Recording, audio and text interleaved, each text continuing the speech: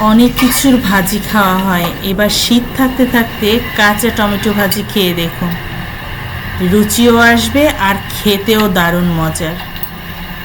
প্রথমে একটু বেশি করে পেঁয়াজ নিয়ে তার মধ্যে একটু লবণ আর হলুদ দিয়ে নিতে হবে যাতে হালকা একটু সুন্দর কালার আসে। তার মধ্যে রসুন বাটা ইউজ করতে হবে, রসুনটা একটু ভেজে নিতে হবে যাতে কাঁচা গন্ধটা চলে যায়, একটু ভাজা ভাজা হয়। তারপর তার মধ্যে ছোট চিংড়ি মাছ, দেশি যেটা খাল বিলের চিংড়ি, সেই ছোট চিংড়ি মাছটা দিয়ে ভালো করে সবগুলো সুন্দর করে ভেজে নিতে হবে যাতে সুন্দর একটা কালার আসে আর পেঁয়াজটাও নরম হয়, চিংড়ি মাছটাও ভাজা হয়। এরপর টমেটো দিয়ে দিতে হবে। টমেটোটা একদম পাতলা না করে একটু মোটা করে নিতে হবে যাতে গলে না যায় আর সুন্দর একটা ভাজা হয়।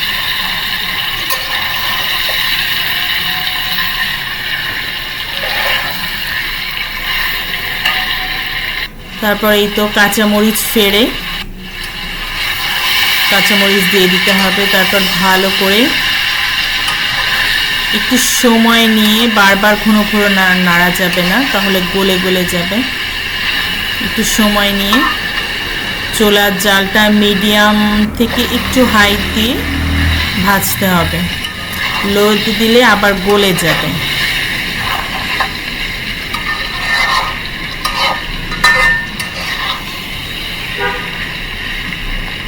এই তো নামানোর আগে ধনেপাতা দিয়ে দিবেন।